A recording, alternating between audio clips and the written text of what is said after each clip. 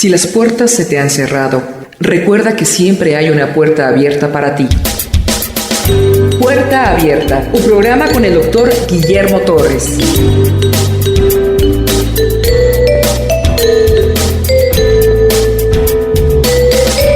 Hechos 23. Pablo ha sido detenido, encarcelado. Algunos judíos que eran de Asia lo vieron que estaba en el templo de Herodes haciendo un voto, porque los ancianos de Jerusalén le dijeron: nos han dicho que tú andas hablando mal del judaísmo. Es más, que estás enseñando a los judíos a blasfemar contra Jehová. Así que para que las aguas se calmen, mi querido Pablo, es correcto que hagas un voto. En eso está Pablo, en el templo, santamente cumpliendo un voto para los hermanos cristianos judíos de conciencia débil. Pablo está cumpliendo este voto cuando alguien lo ve de Asia y dice: mira, ese no es judío. Pensaron que Trófimo, que estaba con Pablo, que era un no judío y que lo había metido al templo. Entonces me arrestan a Pablo, se arma una gran tribulca. El tribuno Lisias acude con sus soldadotes romanos a rescatarlo y de ahí lo meten a la cárcel. Como el tribuno no entendía qué estaba pasando, dice: pues vamos a golpearlo para que nos diga qué está pasando, no entiendo tanta turba. Pablo ya está atado y ya el flagellum, que es el látigo ese, está listo para desgarrar la carne de Pablo. Entonces Pablo apela a un haz de oro que tenía guardado, que era su ciudadanía, y que dice: ¿es lícito golpear a un ciudadano romano sin ser enjuiciado? Aquel hombre pega 2 saltos para atrás y dice: ¿tú eres romano? Sí, dice, de nacimiento. Pues yo soy romano, pero me costó mucho dinero, dice Lisias, conseguir esta ciudadanía. Y de esa manera Pablo es salvado de este flagelo. Aquel que era flagelado quedaba con lesiones físicas graves, un castigo tan terrible que algunos morían en el castigo. Pablo se da cuenta de que el asunto iba a estar demasiado grave y que podía imposibilitar su tarea en Jerusalén. Y dice: aquí está, soy romano. Vamos a entrar en la historia. Capítulo 23 del libro de Hechos, desde el 22:30. Al día siguiente, queriendo saber de cierto la causa por la cual le acusaban los judíos, le soltó de las cadenas, estaba encadenado, y mandó venir a los principales sacerdotes y todo el concilio. Sacando a Pablo, le presentó ante ellos. Se cree que en el templo de Herodes ejercitaban su sacerdocio más de 1000 sacerdotes. Manda a traer a los más importantes sacerdotes y al concilio. El concilio son sacerdotes, pero de una casta más elevada. Son 69. Y arriba de estos 69 hay uno que es el sumo sacerdote, la vértice de la pirámide sacerdotal. Dice la Biblia: mandó venir a los principales sacerdotes y a todo el concilio. Ahí estaba Ananías, que era el sumo sacerdote. Entonces Pablo, mirando fijamente al concilio, alguien que mira fijamente normalmente no trae cola que le pisen, trae una conciencia limpia. Pablo, mirando fijamente al concilio, dijo: varones hermanos, yo con toda buena conciencia he vivido delante de Dios hasta el día de hoy. Buena conciencia es un hombre que ha querido hacer lo que Dios manda. Su actitud y su corazón ante Dios siempre fue limpia. Los mira fijamente con limpieza. Y dice: yo hasta el día de hoy he vivido con una conciencia limpia. Jamás dijo que era perfecto, limpia. Apenas empezaba su discurso Pablo y mire el acto que hace Ananías. Ananías es el sumo sacerdote. Ananías lo había puesto a Herodes. Estos puestos era por política. Es un problema cuando una religión, una confesión de fe se institucionaliza, porque hay poder, hay dinero y la gente se corrompe. Cheque cómo está la Iglesia Católica Romana. ¿Qué tal corrompida está? Igual iglesias cristianas evangélicas que han alcanzado un poder y tienen una iglesia grandota y corre millones y millones de pesos, también se corrompe. No era la excepción el concilio de Jerusalén. Estaba totalmente corrupto y su representante era corrupto. Ananías era de los hombres más corruptos de esa época y estaba en el sumo sacerdocio. ¡Qué delicado! Pablo está comenzando a hablar, dice: el sumo sacerdote Ananías. ¿Con cuántos Ananías nos hemos encontrado? Ananías y Zafira. Dios le devuelve la vista por medio de Ananías a Pablo. Y tenemos este Ananías que es el sumo sacerdote, ya no es Anás, que fue el de los evangelios. El sumo sacerdote Ananías ordenó entonces a los que estaban junto a él que le golpeasen en la boca. Al que se le golpeaba en la boca era un símbolo de que era un falso testimonio. Los musulmanes tienen una tradición, cuando alguien está juramentando y está diciendo mentira, se quitan un zapato y se lo avientan. En los judíos no es así. En los judíos era una bofetada en la boca. Entonces Pablo le dijo: Dios te golpeará a ti, pared blanqueada. ¿Estás tú sentado para juzgarme conforme a la ley y quebrantas la ley y me mandas a golpear? ¿Sí recuerdan que Jesús en su juicio, Anás está de frente con Jesús, a Jesús también lo golpean? Jesús no se enoja, dice simplemente: ¿por qué me golpeas? Pablo sí se enoja y dice: pared blanqueada, Dios te va a castigar.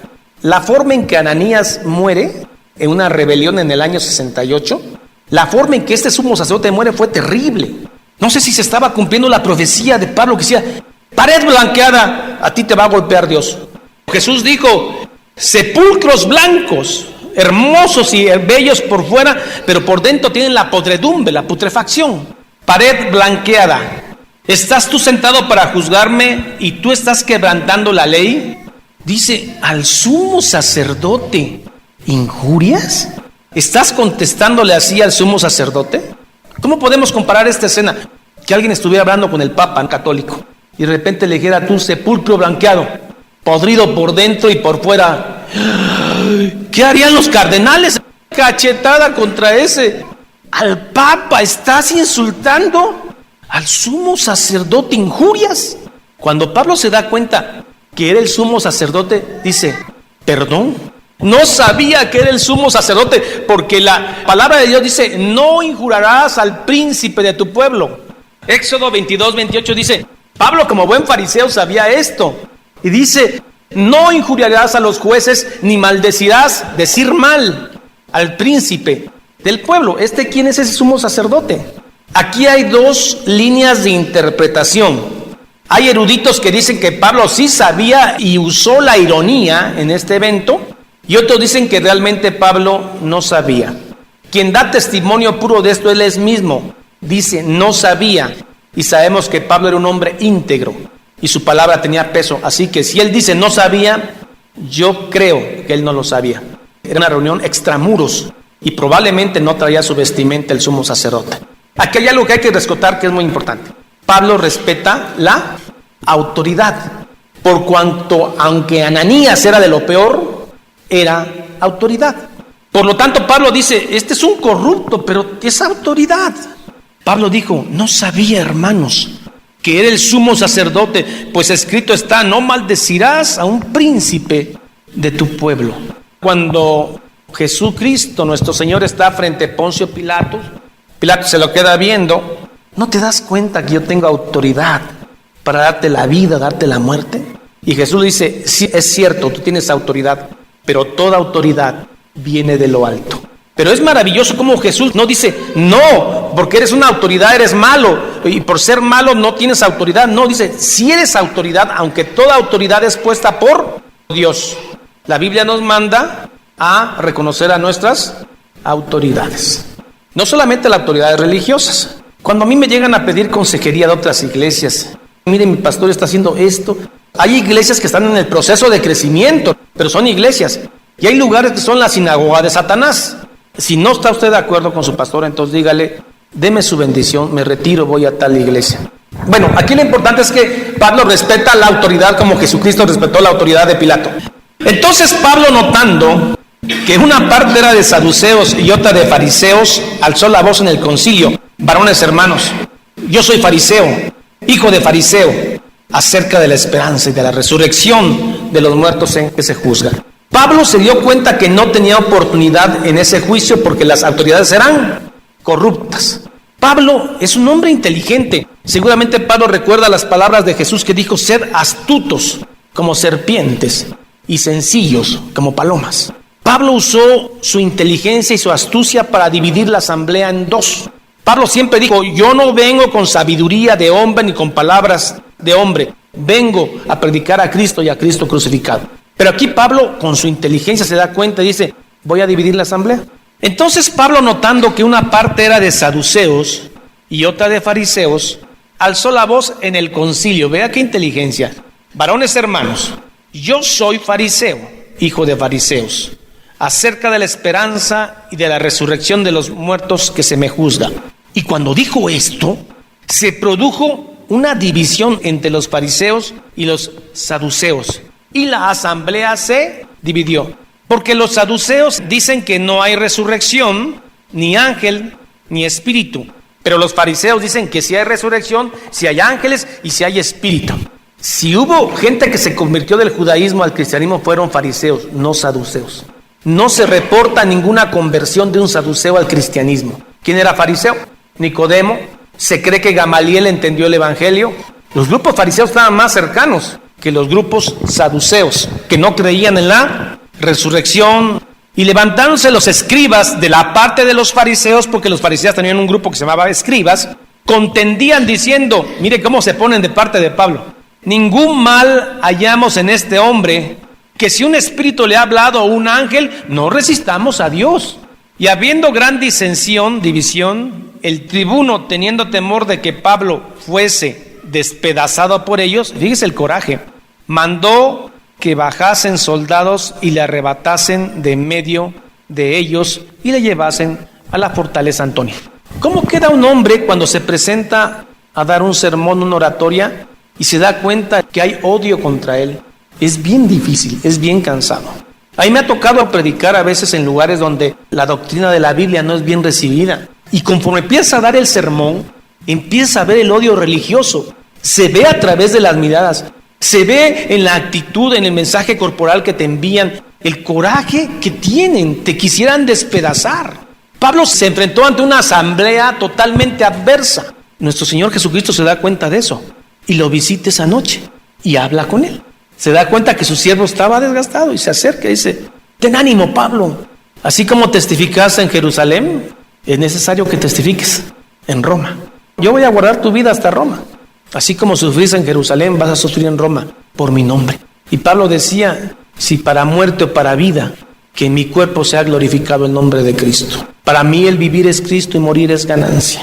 Le dice a Timoteo, estoy listo para ser sacrificado, me espera el galardón de la vida eterna. Pablo sabía dónde había puesto todo su depósito. A la noche siguiente, verso 11, se le presentó el Señor, el que lo había tirado en Damasco, el que le dijo, duro es dar coces al aguijón. Se le presentó y le dijo, ten ánimo, Pablo, pues como has testificado de mí en Jerusalén, así es necesario que testifiques también en Roma.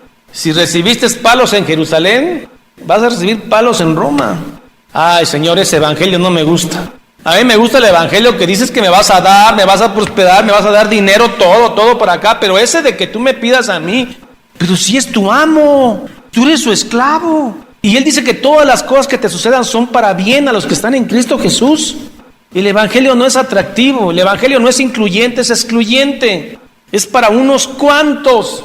Entonces toma sentido cuando en el Apocalipsis, a través de Juan, dice, por cuanto no sois fríos ni calientes, por cuanto sois tibios, el tibio no entra. Entonces, ¿dónde quedó ese evangelio de dame? Yo estoy aquí porque Dios me va a prosperar, como fuera un Dios listo para servir al hombre. El evangelio es teocéntrico, al que se le tiene que servir es a Dios. Entonces los judíos, como no pudieron por medio de un juicio, entonces lo hacen a través del método que usaron con Jesucristo, de noche. Porque sabían que estaban violando todas las leyes. Esa era la costumbre, lo van a hacer con Pablo, vean, o lo intentan. Venido el día, algunos de los judíos tramaron un complot y se juramentaron bajo maldición. ¿Qué es esto? 40 hombres dice, juramos ante Dios Jehová que no comeremos ni beberemos agua hasta que hayamos dado muerte al anatema de Pablo. ¿Usted cree que Dios permite eso? Eso no viene de Dios. Este es un asesinato planeado, flagrante. Eran más de 40 los que habían hecho esta conjuración, los cuales fueron a los principales sacerdotes y a los ancianos y dijeron, nosotros nos hemos juramentado bajo maldición, anatemas, a no gustar nada hasta que hayamos dado muerte a Pablo. Cuando iba a ser crucificado el Señor Jesucristo, los judíos dijeron que la sangre de ese santo caiga sobre nosotros y sobre nuestros hijos. Y estos infames, más de 40, dijeron que nos caiga anatema, seremos bajo maldición, malditos mientras Pablo viva. Eso te obliga a matar a alguien. Ahora pues, vosotros con el concilio, requerida al tribuno Lisias, que le traiga mañana ante vosotros, como que queréis indagar alguna cosa más cierta acerca de él. Y nosotros estaremos listos para matarle antes que llegue. Este es de los versículos que nos habla más claramente que Pablo tenía familia. Y en Romanos. Se cree que cuando Pablo se convirtió en cristiano, su familia lo abandonó.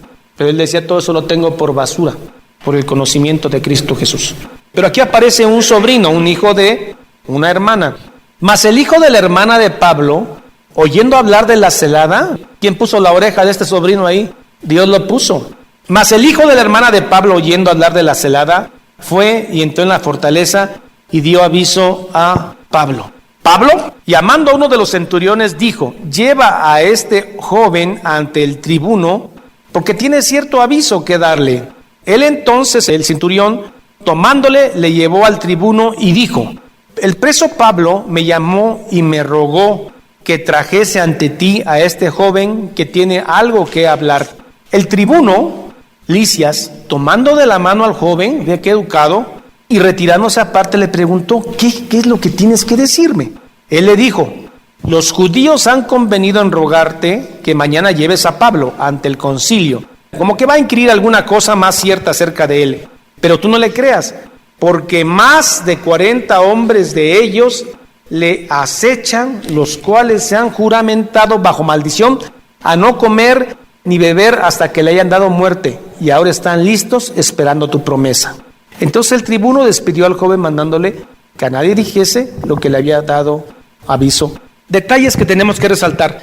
Me encanta la cortesía del tribuno romano. Tomar a un pequeño, llevarlo aparte, decirle, ¿qué me tienes que decir? Se ve un contraste entre la actitud de estos hombres celosos del Señor que se juramenta matar a Pablo y el tribuno caballeroso. El tribuno se da cuenta que se le están saliendo las cosas de las manos. Ya no entiende qué está pasando. Se los lleva al concilio, no se ponen de acuerdo. Los tuvo que arrebatar a Pablo antes de que lo mataran. Sucede que es romano. Y este hombre ya no sabe qué hacer. Lo que sí es que los judíos están pasando. Es hora de demostrar quién es Roma y por qué está Lisias en Jerusalén cuidando a esta colonia. Es momento de enseñar un poco del poder romano. Ya molesto, dice esto ya se pasaron. Y llamando a 2 centuriones, mandó que preparasen para la hora 3:00 de la noche, 9 de la noche, 200 soldados legionarios de lo mejor, 70 jinetes a caballo y 200 lanceros, 470 de lo mejor de la maquinaria militar de esa época. El destacamento en la fortaleza Antonia era como 1000. La mitad va a custodiar a Pablo, ya basta. Y que preparasen cabalgaduras que poniendo a Pablo, o sea, no